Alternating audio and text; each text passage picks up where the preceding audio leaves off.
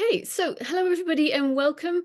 Welcome to the latest webinar in the series Explorations in Translation for Children, which is a webinar that is co-organised by us here at the University of Reading Centre for Book Cultures and Publishing in partnership with Outside In World. And today we're very, very excited to be learning about the Unruly Books imprint and translating hybrid picture books for teens and adults. And I'm just going to hand over to my colleague Patricia before presenting the speakers. Thank you.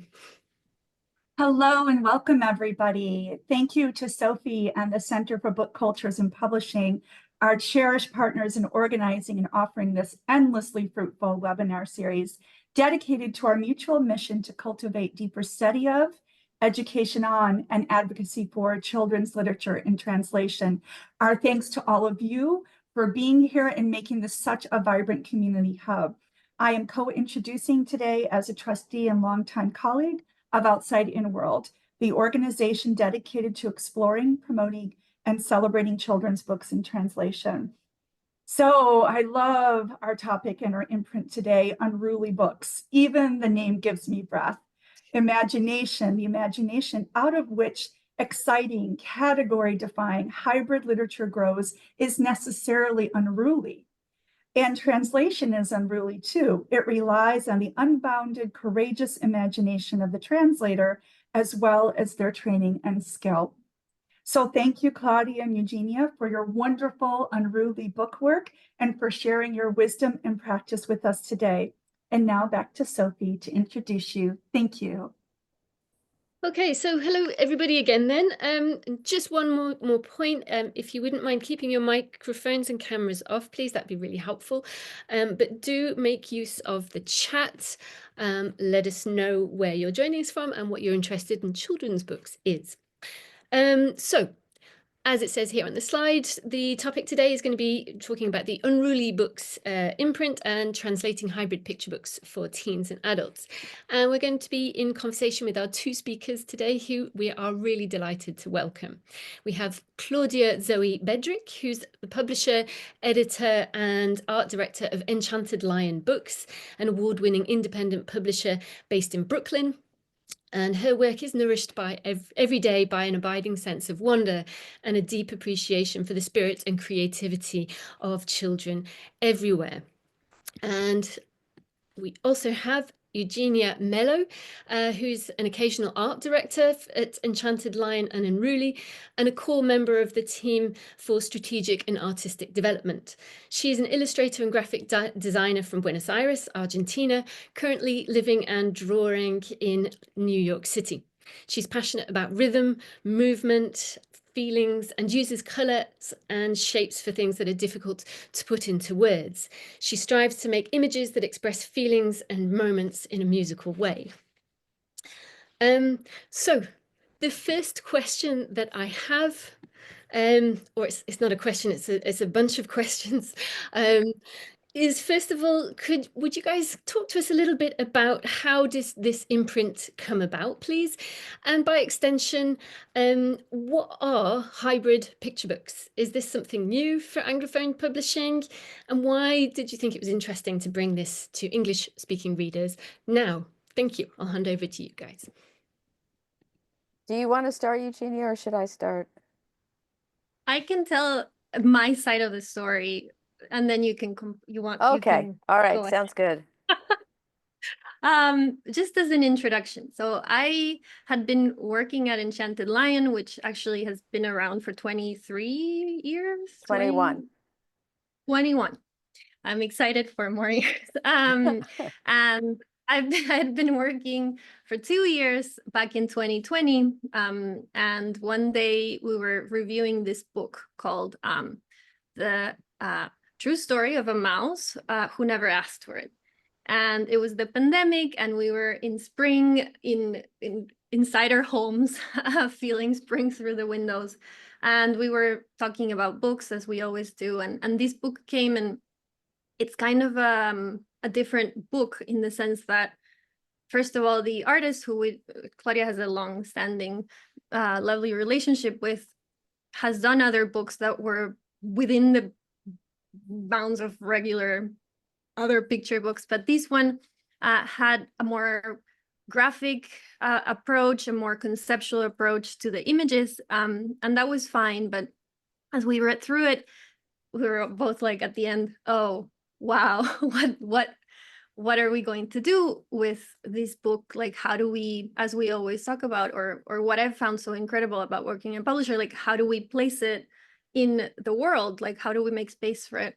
And we thought, well, there's a part of it at the end that, without spoiling too much, but we will spoil it sadly because I already included pictures. There's a part of it, it's a story about a mouse who it's a retelling of an original folktale, which I actually knew as a kid, and it's a mouse that has found a coin, so now they can marry. She can marry, and it's beautiful and it's graphic, and it goes through the story, but at some point finds a very difficult partner. And until there, it kind of follows the same structure of the original folktale, which was for kids, absolutely. Well, presented for kids. But then it's a mouse that has found a cat as a partner. And the cat, trying to save the mouse from a problem that it had, discovers that maybe may not save the mouse. Talking ambiguously, there is an extension of the book which goes beyond the text that is about something else. And we talked about it, and Claudia will probably talk more about it, but it was a conversation about, okay, we have to extend Enchanted Lion in a way because this doesn't fit the original. There's something about it that we need to make more space for. And in that mini moment that expanded into a year of conversations, we started talking about Unruly, which was basically a new space, a new framework, a new area of play where stories that were a little bit more, and we'll talk about these words more, but more for readers that had more experiences,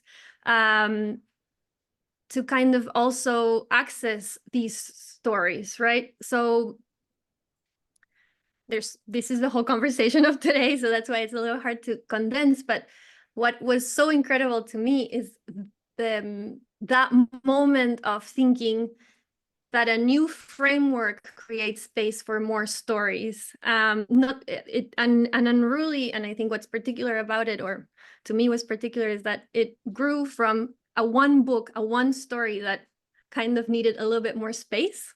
And that's how I view it as a start. But please go on. Okay, so I would jump in and say there's several sources for the origination of Unruly as Enchanted Lion's imprint. One of them is this book, and basically the book came to us not as a book already published in Spain. It came to us through Violeta, who wanted to work with her friend Anna to illustrate a traditional folktale. And so we said, sure, great, that sounds good. She experimented a lot and made many kinds of illustrations. Some of that illustration was very classically children's book illustration. But then she went off on her own and started doing this much more conceptual work that you see here that she proposed for the final book. And what she proposed for the final book was not just this cat and mouse story, but the silent coda that Eugenia has shown you. And that silent coda is about a female artist. It's about a female artist who is clearly in an abusive relationship, and who is pulling herself out of that experience of abuse and silencing into her art and into her own self-expression.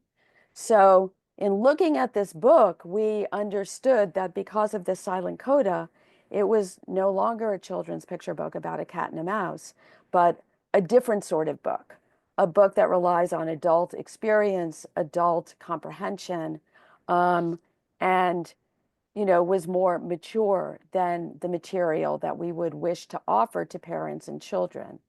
So for me as the publisher, part of what I wanted to do was to find a space to put work that parents shouldn't and couldn't necessarily feel comfortable picking up for the youngest children because it's just not appropriate for them. So in light of that realization, we kind of deepened into a conversation, which we had been having, which was a conversation about picture books as medium, not as age group, and that picture books are a unique space in which word and image are in conversation with each other. And within that unique space, you can tell any kind of story, every kind of story for every sort of reader. And it doesn't have to be a medium that is only taken up by artists and writers creating for children, but can be a medium for all kinds of thinking, philosophical thinking, conceptual thinking, storytelling that is quite simply not meant for kids because it relies on adult experiences, an evolution of development and experience that children don't have. So that is really where Unruly comes from. And the name happened to be a word I had always loved, a word that I used a lot. And we experimented with other names, many of which we didn't like. And then Unruly was something that Eugenia very much attached to and loved and felt was right. And so that is how we named the imprint. Now, I don't know where you've gone, Sophie. It would be nice to have some people to talk to instead of the black space. But at this point, we could, I guess, go into the conversation, the second part of your question, which was about hybrid books. And I think in a way, hybrid is not the word we most attach to the work we're doing at Unruly. But we more talk about these books as a medium, picture books as a medium for all kinds of expression.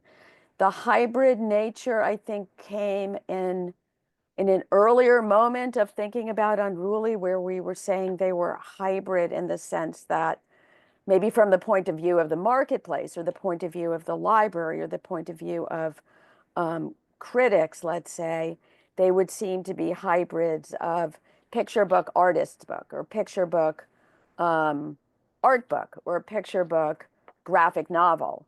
So that as a medium, as a visual medium, it would be drawing on this sort of heterodox, this offering of different possibilities for visual bookmaking within the liminal space between each of them. So it's not art book per se, it's not artist book per se, it's not graphic novel, but it really is using the picture book as a space of word and image to incorporate all those different elements to tell any number of stories.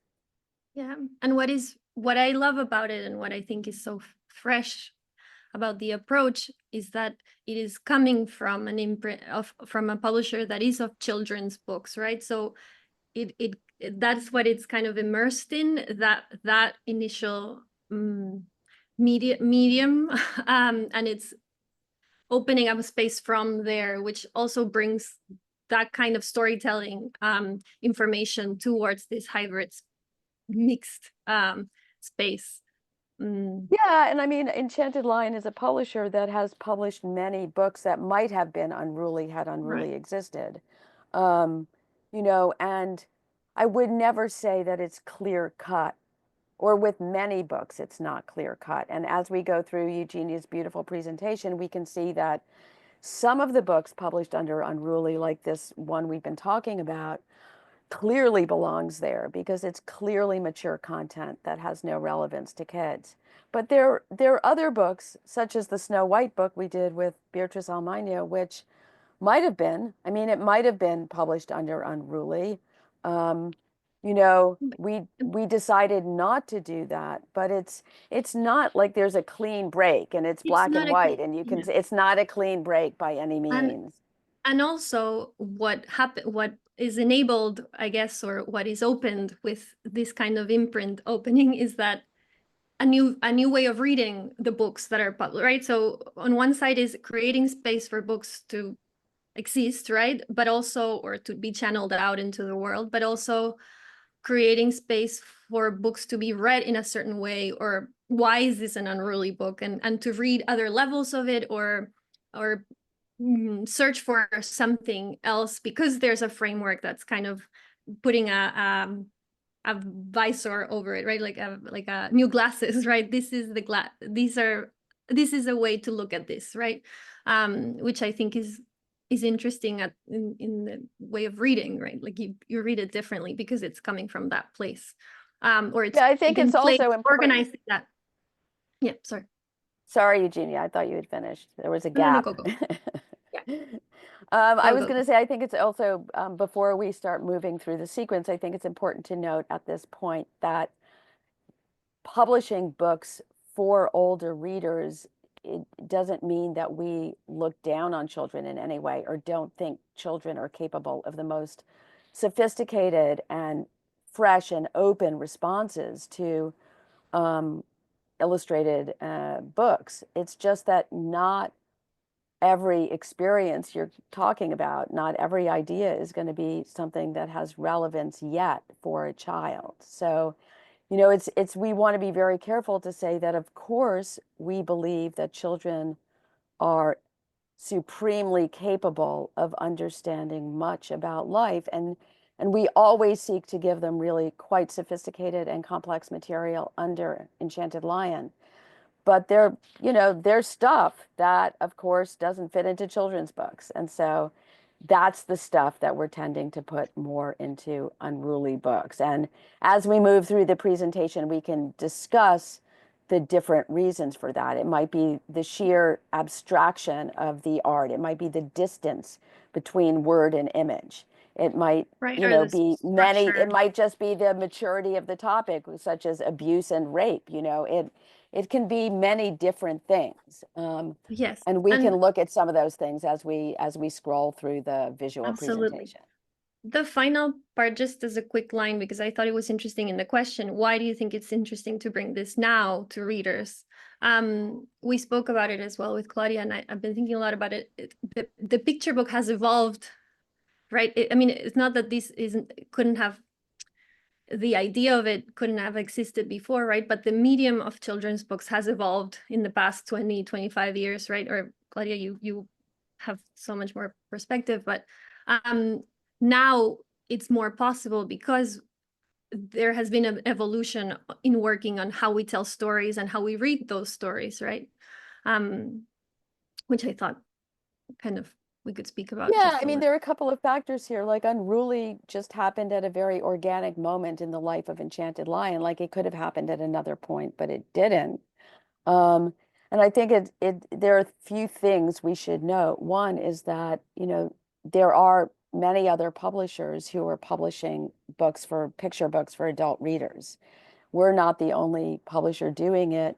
We're the only publisher maybe that has made an imprint about it at this point, but there are other publishers doing it, and it's something that's been done for a long time. So it's not as though in the Anglophone world this is an entirely new development. It's not an entirely new development. Once again, it might be somewhat new to have an imprint dedicated to it, and an imprint dedicated to doing books in translation, which would be a novel aspect of it. The other thing to keep in mind is that over the past 20, 30 years, maybe even a little longer, 40 years, picture books have become more and more for the youngest readers. When I was reading picture books in the 60s and 70s, they tended to have a lot more text. They tended to be read by older readers, and so it was a medium that was being used for quite complex and sophisticated storytelling in the 60s and 70s. The 80s commercialized picture books. They became a lot more about princesses and kind of like, dumbed down topics, as commercialism drove that dumbing down, and now by the 21st century, people tend to think that picture books are for kids who are like 3 to 6 years old. And then you should start reading Harry Potter and everything else, you know. And so kids are being pushed out of picture books, and picture books have started to be perceived as for the youngest readers, which is just a bunch of stupidity, and something that I think we also wanted to really push back against. Because of course one of the things we said about Unruly from the very beginning is that we never age out of pictures. You don't just age out of pictures. Like, you should stop looking at them, or stop reading books with them, or stop reading pictures themselves, because they tell us something different from what words tell us.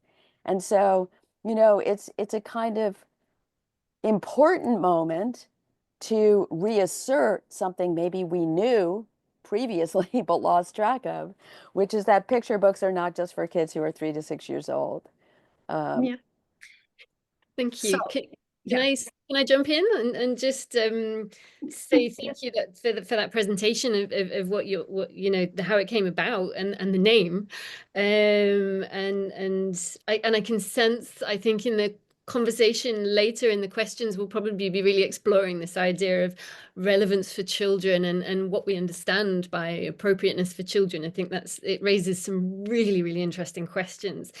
Can I ask you now, though, to start talking to us? Now you have this space that you've created for these stories that need that little bit more space, which I love that image. It's great. Can you talk us through some of the books that you've been publishing then, and how it's kind of shaping what you're seeking to do with this space? Now you have it, please. So I'll hand back over to you. Thank you. Yeah, let's start moving Okay. through the presentation. So the second book that came after The True Story of a Mouse was You Can't Kill Snow White by Beatrice Alemania, and translated by Karen Snelson and Emily Robert Wong. And it's a retelling of Snow White through the Queen's perspective. I think what also, and Claire, maybe you can go add, well, why we considered it an unruly book. This one in particular, I wish we had a picture. It's a very large book. It is definitely in the space of almost like an art book, but it's so expressive, but also the text and the image occur in separation, right? It's almost like if you can see here, one of them at least, the text is in its own space and the images speak for themselves. Also, of course, the retelling before the Disney version is a much harsher tale. But I think as well, that separation of text and image allows for other reading, right? It's also, the text is it's written from the voice, the interior voice of the Queen, which is really interesting, and what that creates. And then the images are this moment of almost have rage in them, but also emotion.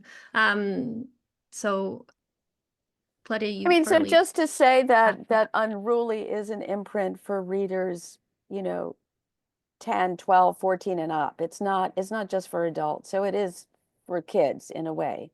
It's just for older kids. It's for a group of readers who are older than that youngest age, which has now been assigned to picture books.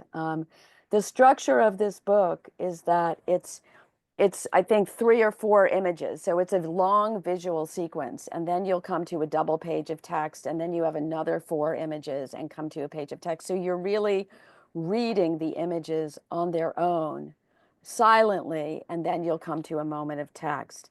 The images were created by Beatrice during COVID, and they were created as works of art. I mean, they weren't created as the illustrations for a picture book. They were inspired by the Snow White story. And they were in a gallery, and there was an exhibition, and her French editor said, "Why don't you turn it into a book?" So, the work was originally conceived not as illustration for a children's book.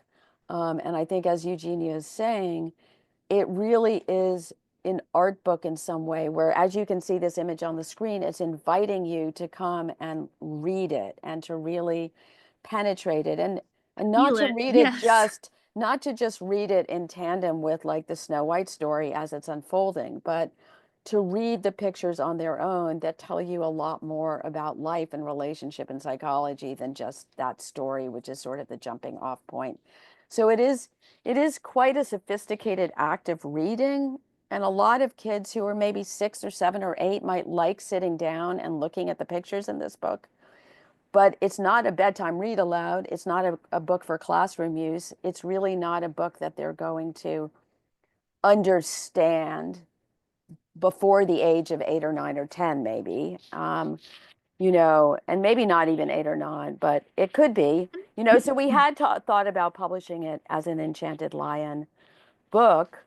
And then I think because of the way it was created and the fact that the art was not created as children's picture book art, it was not created with a child audience in mind. And because of the long visual sequence, very much separate from the text, we thought it would be an interesting book to put into the Unruly collection. And I think it's one of the best example, like a very good example of this idea of if you put it in a new framework, it might be read in a different way as well, or it's a proposal to read it in a different way as well. Yeah, and it doesn't get trapped in that conversation of like, oh, is this appropriate for children? Or I would never buy that for my kid. Like, fine, okay, we're not even putting it there. We're putting it somewhere else. So we can have a different kind of conversation about it. Exactly, which can always go back to that space if the parent and any the child parent decide, that wants to buy it for their kid can buy it for their kid. Exactly. It's there and available. Then the next book after that is a much more clear-cut example of, okay, these really benefited from that space we suddenly had more more of. It's called The Book of Denial. It's written by Ricardo Chavez Castañeda and illustrated and designed in a very graphic way, really fresh, by Alejandro Magallanes, and it's translated by Lawrence Schimel from the Spanish. And it's the Book of Denial, and it starts by more or less saying this is the most terrible story in the world, and it is, because it's a book about the violence inflicted on children through history, and told through the voice of this kid that is trying to read what his dad is writing. But more than that, it's, you know, it's an truly a reflection on what exposing something so that you don't forget it, and what the value of books and telling stories can do, right? So but to me the art is what really drew me to it, the way the book is designed and how it's using image and text in a completely different way that I had seen before in spaces of graphic design, but not in children's books so much. And the dialogue there is happening, but it's completely unique, and it's, to me, such a interesting response to a very difficult story, that if you are how do you illustrate the terror of what you're saying, of children being killed through history in the hands of adults? Sorry, go, Claudia, you can probably say more of it.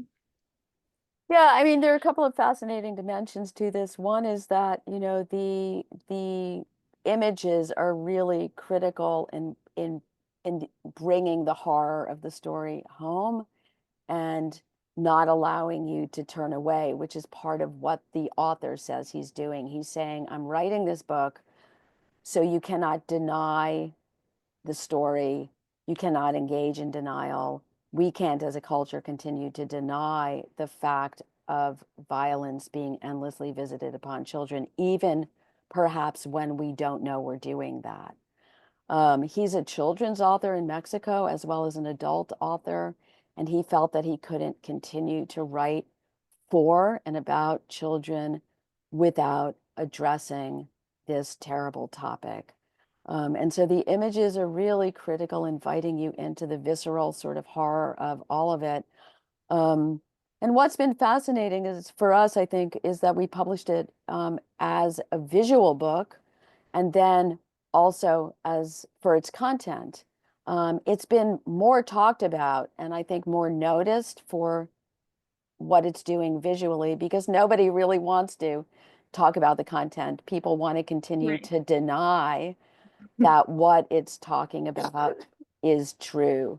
And I think part of that denial has to do with the fact that we're also very much in political camps these days, and we talk from within political camps rather than as human beings or as parents.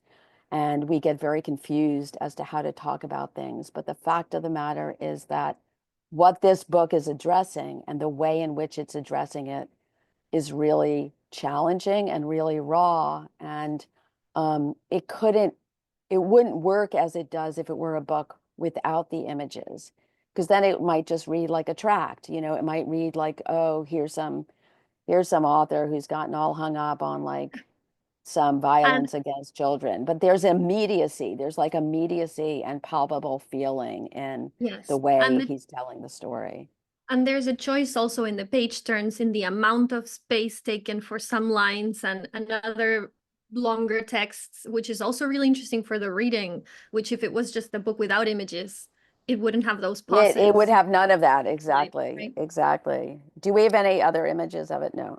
No, well. No, that's okay. It would be a very long, I should have. Yeah. But okay, in our we website, should pick up the pace, Eugenia, probably. We can pick up the pace. Yes, that was my intention. We Go to the Park was the third book published by Unruly. And again, it's by Beatrice Alemania, which it came in a similar time as Snow White, I believe. It was done kind of during the pandemic as well, if I'm not mistaken. And it's a story about kids going to the park, as it's called. It was called Playgrounds initially, I'm pretty sure. And again, I think well, the art was made separate from the text, correct, Claudia? Right, the art was made, and then the text. It's a poem. It's a poem by a Swedish poet. Yeah. Yes, and translated by B.J. Woodstein, which I don't want to fail to mention. But I think what's really interesting about it again is the proposal to read it in a different way because it's part of this imprint. It's also about more than just playgrounds. It extends wider than that. And Claudia, if you just want to say a couple of words about it. Yeah, I mean, it's really it's a meditation on finitude. It's a meditation on human life. It's rife with nostalgia, and it really evokes, I think, a lot of bittersweet feelings that, maybe kids are prone to, of course, but in a different way from adults. And it's a book that has been received here as both a YA book and as a children's book. It was reviewed in the New York Times as a children's book, and the reviewer tried to make a case for it as a children's book. But then it's also a YA Best Book of the Year for Kirkus, and it's, been received, I think, more widely as a book for somewhat older readers, just because it's richer fare for older readers who have had more experience of life than for children who might appreciate it and enjoy it. And there's no content that's not appropriate for them. It's just not the largest invitation. It's not the largest invitation to them, because it's not finding them where they are at.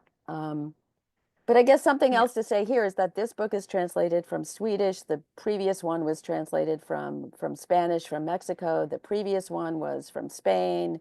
The Snow White was from France. And what's true is that we have one book of 8 in Unruly that is an American book. And the reason they're in translation is because these books are already being made in many parts of the world. They're not being made for Unruly. They're not being made suddenly. That people in many parts of the world are already making these books that exist in a kind of liminal space between, adult picture book and children's picture book and art book and artist book and so on, because their world of books is different from our world of books here, or maybe the world of books in the Anglophone world, because I don't think these kinds of books are being made in the UK very much either, where there's kind of a more narrow sense of the visual space, and I think a more intense kind of categorization and a more intense focus on age group than you have in many other parts of the world. Absolutely. And maybe in the questions, we might have a little bit more space for that. Yeah. The book, Our Beautiful Darkness, which is such a lovely story about two kids that are together having a conversation during a blackout in Angola, I believe. Angola, yeah. Angola, yeah. And During a time of war. during a time of war. And I think it's this one and the next one we'll see. This one, for instance, is such a interesting way to present a hybrid between almost like a novel and a picture book, because it's not a graphic novel, it's a novel that has experiences of pictures around it, but also moments of just picture, like the one in the bottom, and proposes a new way to illustrate and tell these kinds of stories, which I mean. Yeah, and it's a YA book here. It was published in Brazil as a children's book, but as a children's book for readers 12 and up. And it has a one big double gatefold, and a lot of the storytelling and a lot of the mood is evoked by the darkness of the page and the illustrations. And it's a time of blackout during war, and these two young people meet, and it's an experience of sort of first love and a feeling of safety and confiding in another person, and that comes from the fact that it's a time of blackout, that there is darkness, which is a kind of cocoon, a sort of safety to be in, which allows them to kind of open up to each other in a different way than if they had this kind of like beam of light, exposing them Absolutely. to each other. And so there's a beautiful value that comes through it as well, which is that, darkness is not always a negative value, but that it's a positive value that can invite something very beautiful into being. Yes, I mean, even I think that this book, because it's a sort of hybrid book, allows for darkness and that black space to be a character just as much as the two characters that are speaking in the text. Exactly, yeah. And in fact, like that darkness is used for a poor person's cinema, a cinema made by the lights of a car just shining in the darkness on a wall. I'm accelerating so that we can reach that's good. so much more, and That's we might good. have to skip. But the fifth one is Old as Stone and Hard as Rock of Humans and War by Alessandro Sana, which is we had previously published River. What is the full name? The River. We published a book called The River. Yeah. River. Yeah. Which is right under Enchanted Lion, in fact. So we published under this Enchanted very Lion.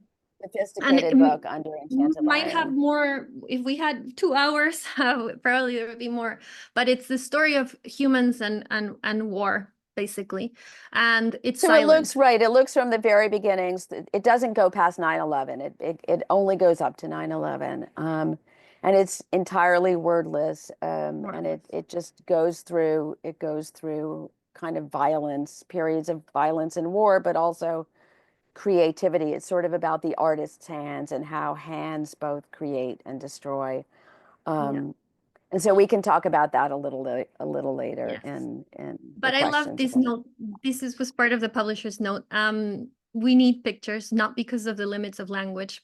For language is very rich and can say so much, but because pictures tell different other stories that reach our tired eyes and parched hearts in a whole other way. I thought it was beautifully written. Then the sixth book, or seventh, I don't know. It's the one US one, the one domestic one. So exactly, from Los Angeles-based photographer Ed Palfrey, this is another example of almost like an art book and picture book. It's a collection of short stories and photographs from Ed, and it's a proposal, I think, an invitation to see things differently. And because it's photographs and not illustrations, it also opens another space for looking at the outside world in a different way, which I love. Want to say anything else, Claudia? Let's move on. Yeah, let's move on. Okay, and the final one, which I have been loving because it's in progress. We're about to finish. Well, Eugenia brought this one to Enchanted Lions, so she Yeah. instigated the whole thing. I instigated it. And it's a picture book, comic, graphic novel, undescribable book about gravity and other substances, happiness, memory, dreams. And it's by Colombian artist Daniel Líbano. And it's considerations about what these substances that we all experience are, almost an attempt to define them, but also open up more questions about them. And it is so interesting graphically. Some of these are, as you can see, I just wanted to show because these are different chapters, and it's very interesting how he's taking from different different I guess mediums from the comic book world, of the comics world, the panels, but using them in a way to tell his own story. And then from the world of picture books, these big spreads and silent spreads, and parts where there's more text, and it almost acts like Our Beautiful Darkness, more like as a novel. And it's really interesting, and I think a really great definition also of what a hybrid book can be, and it's also for teens and adults, not just for adults. And I guess we want to say something more here, because I have some considerations on our side of art direction, which is the same side, but apart from the art. But Sophie, if you want to say anything before we talk about that part. Yeah, thank you so much. I think, is one of the reasons why I kind of was so interested to hear from you in this webinar about translation is just, we can really see in this that in what you're doing is translation is you're translating ideas of childhood and readership, and it's really kind of expanding ideas on what books can be doing, and who they could be talking to, and what kind of ways they can tell their story. And so I think I'm guessing that will be a really interesting conversation to have afterwards. But I just, yeah, when I was asking you about your aesthetic vision, I was sort of interested in how translation plays in that, how it is that you're bringing books from other ways of telling stories, and how that's shaping how you're translating images and ideas in that, if that's a clear question. Well, I mean, I think the thing is that you just find in many other countries and cultures that there is perhaps at this point of time more experimentation in the published book than there is here. Like here, there might be a lot of experimentation within zines or within other, sort of like more homemade, limited print run ways. But like within the published commercially published book, there is a lot more experimentation. And there's also just a different tradition of telling stories, which is that, the narrative is much more open-ended and perhaps a little bit more abstract and more alive with questions. The narrative structure here is much more of a sort of three-part structure, beginning, middle, and end. And we have a different way of telling stories. And also, So I think, I think that's part of the invitation to doing books in translation. And as to images translating feelings or images, that obviously happens no matter where the book comes from. And if you're making a visual work, the images are always doing, all of life is translating something, right? Right now we're translating our work into language. We're translating feelings around it into words. Each of us is translating the other interpreting the other and translating their meaning. So, I mean, everything is translation in a way. Right, right. And adding to the translation of almost like bridging a thing, an object, a carrier of feelings that exists in another landscape to here. It's just that also me, coming from Argentina, the market or the landscape is so different. It's so much more reduced. There's so much here in the US that also there is a necessity, I think, of more naming of spaces to make for them, because there's so much that they need more categories than maybe in smaller markets where things kind of blend together and allow for other things to happen, right? So a lot of these books, they don't need to be for children or for adult. They're illustrated books and they exist in the bookstore, in the shelf that is books. Yeah, I mean, books. I think that's a really good point, which is that things can easily get lost here. They can be invisible. They can almost not exist unless you try to create a groove for them and give them a sort of category, and a space within which to be noticed and acknowledged, because otherwise they might just kind of get lost in the sheer amount of what there is. Thank Yeah. you. So I'll invite people to pop questions into the chat. There's already a few comments. And maybe Eugenia, while people are doing the questions, we Asking could the just questions, run through the images, let people see. Yes. Yeah, even if we're not talking. So while everyone's asking their questions, I just wanted But I to mean, we show. shouldn't talk about it. I don't think we should talk about it. I think we should let the Okay, questions. so Yeah, just show it. perfect. Yeah, So just show it. think in silence. I will think Yeah, in yeah. silence. Sophie, do you have any questions for us? So I can see one that has popped up. Sophie, there's one from David Jacobson. Shall I ask it? Yes, please do, Patricia. Thank you. Okay, it's Patricia here. So David, our colleague from the Global Language Libraries, they haven't taken any lessons from the world of manga, which first focused on older youth and then aged with their readers, at least in Japan. I didn't catch the question. It broke up for me. I don't know if you could re-say it. Sorry, it's have you taken any lessons from the world of manga, which first focused on older youth and then aged with their readers, at least in Japan? That's an interesting thought and question, but no, I mean, that really hasn't come into how we work on Unruly.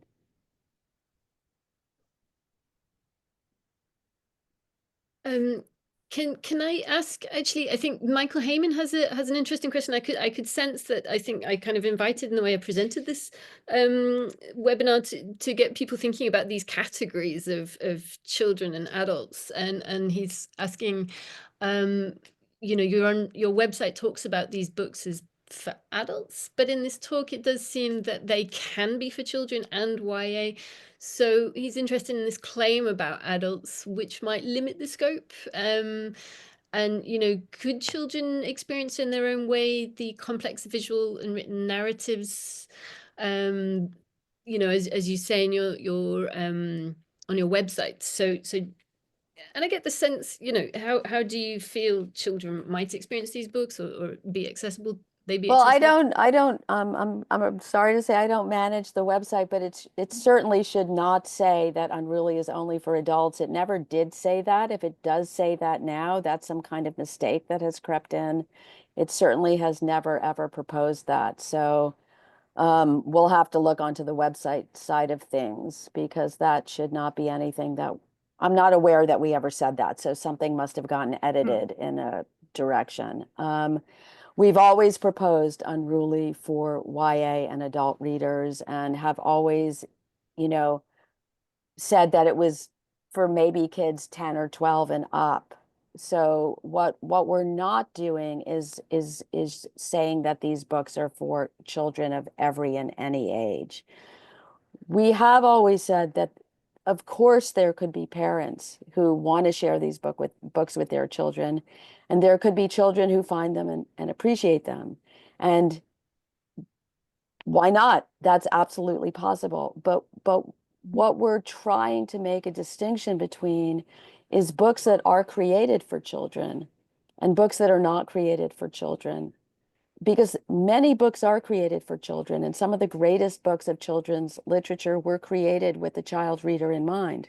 They were made for children with an understanding of who children are and of childhood. And they were written for those readers. Alice in Wonderland was written for children. Winnie the Pooh was written for children. I mean, some of the Roald Dahl wrote for children.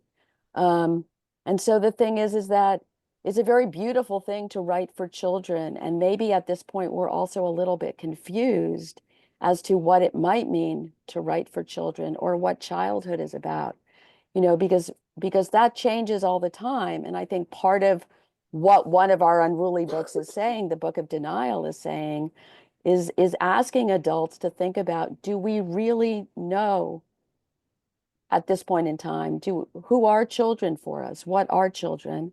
What is childhood? And we've become so, that's a changing interpretation, right? There's a history of childhood. There's a history of how children are understood. And so that's a pretty complex topic. But these books are not written, many of them are not written for children. I mean, Danielle's Gravity and Other Substances, that's more a work of philosophy than anything. And sure, a child can sit and look at it. I grew up reading adult books. I mean, most kids born before the categories grew up without the categories. So we all read outside of categories. But we are asserting that these books are doing something different from books written for children and children's literature. And we would like them to be looked at and explored and thought about through those different lenses, as Eugenia was saying, and not just seen as a part of children's literature because they're illustrated. And can I ask you then how you touched a little bit upon reception, but it's how are you finding with these category defying books and this attempt to kind of create different ways of reading and different challenging assumptions around these categories? How is the reception working out? How is that landing? Is it working? I mean, my guess is it's probably going to be a failure. It's probably going to be have been a good idea or a fun idea, an interesting idea, maybe not a good idea, but an interesting idea that fails. Because I don't think that this imprint can carve out the space in the world that it would need to thrive, because it's unruly and unruly is unruly. And even all the books we've presented today, there's an unruliness to them because they're not even all within the same category. They're not all within the same age group. Some of them can be reviewed for children. Some of them can only be reviewed for adults. It's a very unruly space that we can't quite systematize. And I think it has been confusing for some, around some of these books more than others to know how to, who would be the one reviewing them, which reviewer, and for which audience, for which readership, for which age group. That said, a lot of the books have gotten really, really great reviews, and most of those reviews have come from YA reviewers or children's reviewers who review books between 0 and 18. So these books would be covered under that, because we are not saying these books are not available to kids who are 10 or 12 or 14 or 18. But we are saying they're for adults because we're trying to open a space where adults once again read picture books. Thank you. And someone, actually, Pamela is asking a kind of a related question that's interesting, which is, do you know where your books are being sold in bookstores? Which area, or even organized in libraries? Are they going into the children's section, or do you know what's happening? I mean, we don't have as much data as we would like. I mean, from some of the evidence we have, they go into different sections depending on the bookstore. Some bookstores have made shelves for picture books for adult readers. it would be great if more and more bookstores did that, because that would be a perfect place for them to go. But not every bookstore has done that, certainly. So I think in some they go in art books, some they go in children's book.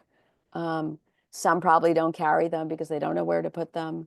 Um, and I think at the library level, they're probably pretty lost. I mean, even some of the books we published under Enchanted Lion years ago, which were not classic picture books, would get put in very, very peculiar sections. We did one from N.R. Boats, which was called What Color is the Wind? Um, and it's basically a book that was created by an artist to try to, in response to a question from a blind child as to if she could describe the color of the wind. And she basically makes a book that says, it's not just a color, it's a feeling, a smell. All of our senses can pick up on wind. It's not just a visual phenomenon. But it's a very artistic, interactive children's book, a picture book. But that book just got put in the disability section. Like that was it. That was the only place that book could be found in many bookstores. And it was totally lost to readers, and because it got buried there. That really wasn't what the book was about. So I think there is a category issue when it comes to libraries and bookstores. Yeah. Yeah, I mean, Pop in for a second to say museum bookstores. The publishing company that I co-founded, we launched the books of Hervé Tullet in English. And back in the day, in 1999, he was considered super abstract, radical, and we hand sold our books, and all the bookstores in Britain were saying, these books are too French, we'll never sell them. Right. And so we got them in the Tate Modern bookstores and museum bookstores. And eventually there was a bill, and now he's like a household name.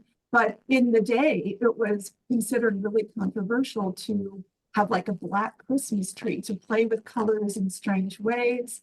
There were some other books that we translated that the book buyers were just shaking their heads. But in the end, a little space was created. So I have some hope, and I think if your reps aren't hitting up the museum bookstores, I'm sure they are. But if by chance they're not, that's a good place to be. No, museum bookstores are great. I mean, I discovered Hervé Tullet's work around that same time. I mean, I read it all to my son when he was in the early 2000s, when he was little.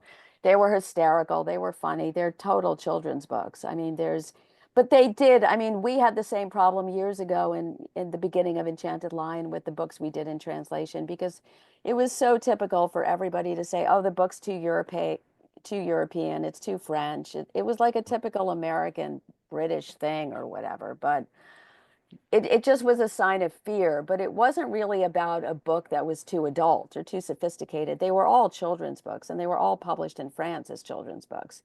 It was just a kind of provincialism on the part of Americans who were like, too European, too much beauty, too much design for us, But I think these books are a little bit different because they're not children's books in the way Hervé Tullet is so clearly children's. I mean, he was like, he was the, I forget, he had a title. He was like the children's book author in France for years before he came into English. And he was a household name in like every kindergarten. So, I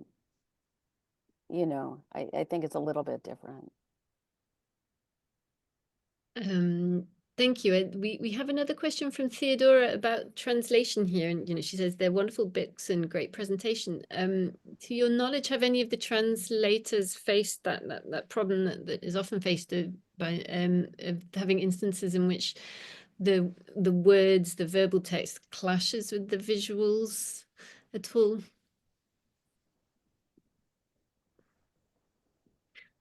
No, I'm not. Are you aware of that, Eugenia? I'm not aware of that. in what way clashes? I mean, if it's a book in translation, in what way clashes in what way? Since the relationship is already established in the original language.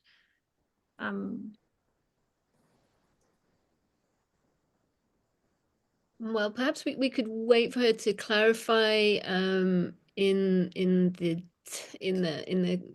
text. I'm looking, Patricia, do you see, there's quite a few, have you, we have a question from Darini, who's a designer and illustrator from India, who's really interested in this. And she says that she's seen a lot of picture books being translated into mini animations for digital platforms. And what are your thoughts on this? And, you know, how are you adapting the medium at all? That's interesting.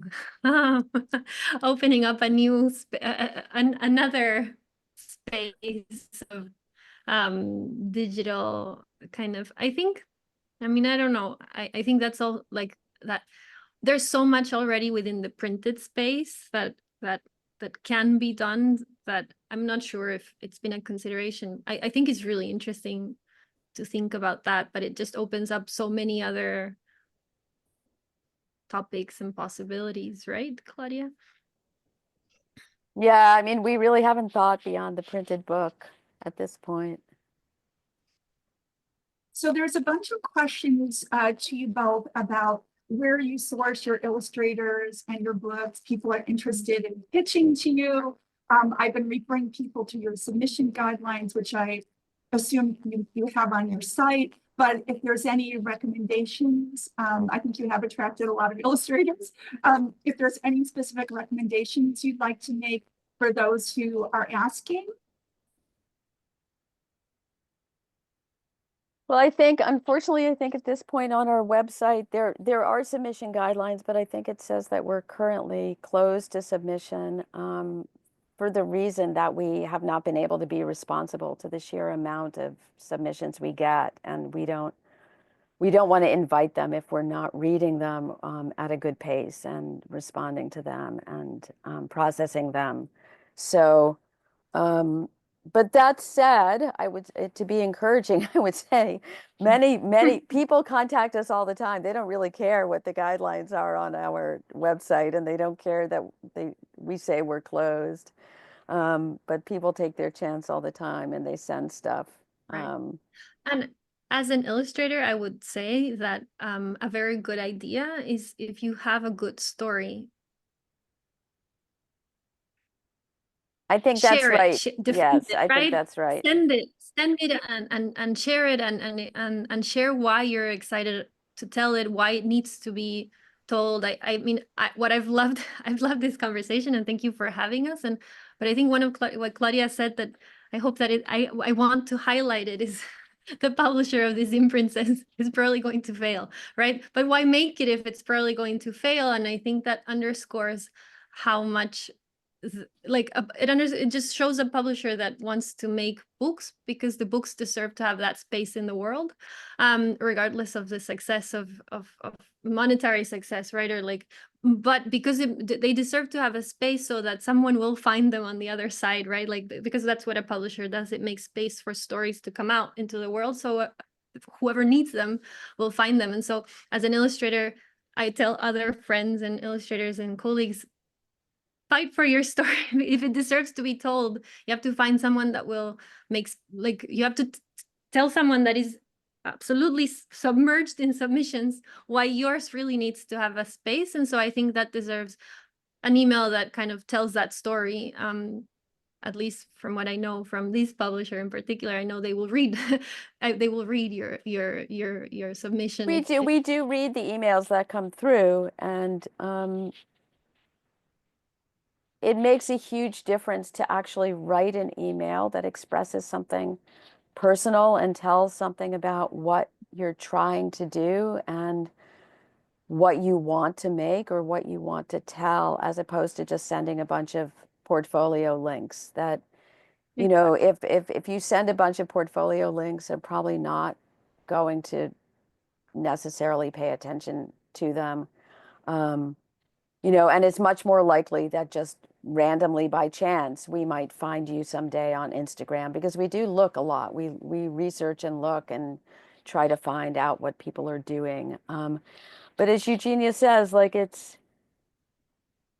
if you're compelled to tell a story, if you have a story that has to come out, like that's always a kind of exciting and radical and important thing, and to communicate that is meaningful. Thank you. It's a take space, make space lesson, which is a political organizing methodology. So that's beautiful. Sophie, Theodora answered the question, and then I got another question that came to me directly. So I'll let you address Theodora's.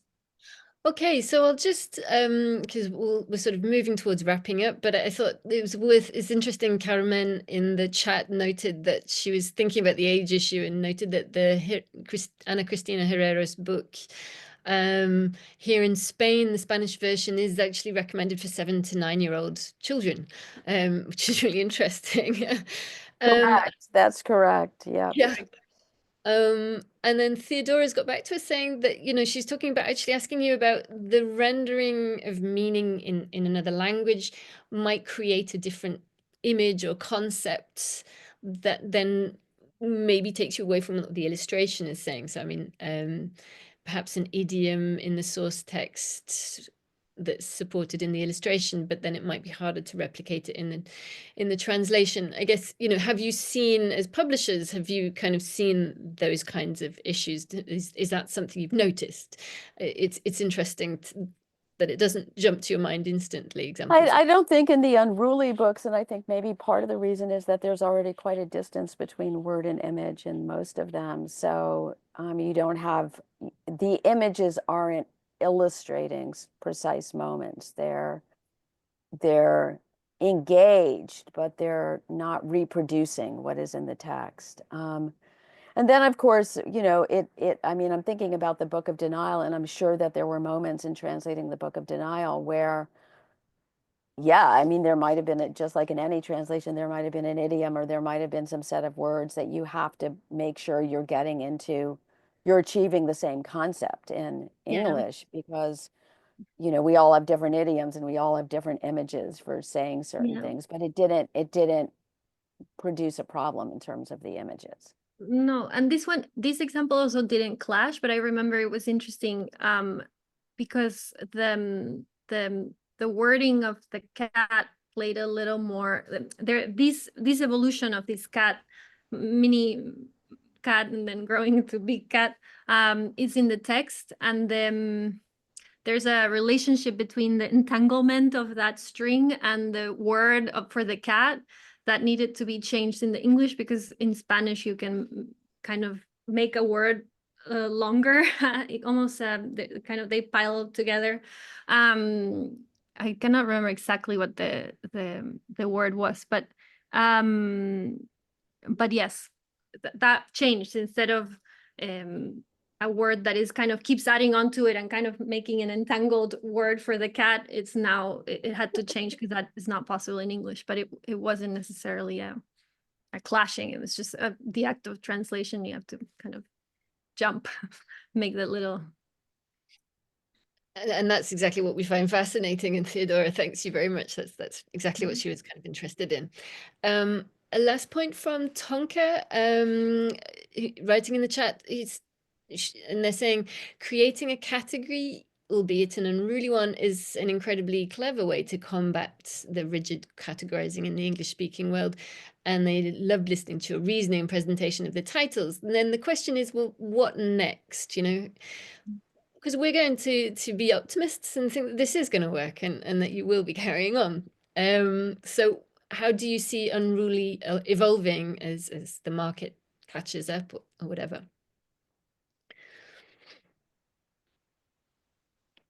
We're not sure. We don't really have any further books in the wings beyond the ones that we've shown to you. And so we have some, I don't know, we have some ideas. We have some ideas. We have some ideas, but also I think what's interesting about creating a space, a new space, is that, and in regards to the submissions as well, it's a collaboration. It requires thinkers and creators to also think of how to exist in this new space, right? It's like you've created space for a playground and you're kind of building some areas to play, but you cannot really make the play, right? The play happens with the artists that propose new ideas, new ways. The hope, I guess, what really excited me as a creator when we were thinking about this new imprint was, what next? Exactly, like what can I do with this new space, which I think is so exciting sometimes for artists. I mean, what I guess is what makes artists artists. So I think also what's next is a question for everyone, not just for this is just a publisher created a space. What is next is creators, and for creators to answer, I guess, and also then to kind of happen in collaboration. But yeah, I mean, we've seen many books that could fit into this space. But obviously we want to publish books that will have, you know, some kind of chance of readership. And so, you know, we want to move very deliberately to see what we're doing. You know, we also have some books that we're kind of on the verge of being able to go in either or direction, Enchanted Lion, Unruly, and I've decided to make them Enchanted Lion books, but that's a separate conversation. So yeah, I think it's a matter of research and waiting and seeing what we want to do. I mean, I personally would be really interested in having some stories come which are, I don't know how to describe it. I don't think I really have a language for it yet. I guess it was something that's humanist, you know, something that like really, some kind of love story of existence that really taps into the beauties and fragility of being human in a deeply interconnected world, and is as far from the machine and as far from AI technology and all of what the world is becoming as possible. Because I think in a way, because of all these platforms and because of all of the digital life and all of the distance, that we have forgotten like some of what animated, let's say, like an 8-hour silent film. You know, there's I've seen like some really long silent films that were made during the Soviet period, and you watch those films and you're watching the flicker of an eye for five minutes, you know, and you're exposed to something that is rawly, deeply human. And it would be kind of amazing to see some of that feeling and some of that understanding go into an Unruly book. But we'll see what comes our way. Thank you very much. I think it's 6:15, so I think in English time. And so just to say thank you so much. Time to wrap up now. Thank you so much for your generosity with your time and for talking to us about all your fantastic books and the ideas underpinning them. And thank you also to everyone who joined us today and for all the interesting questions and so forth. And apologies that we've kind of run out of time. But we have also recorded this session, so it will be available to consult later, and I will send you all the links. So thank you very much. Take care, and thank you so much, Sophie and Patricia. Thank you, everybody. Thank you, everyone. Bye-bye.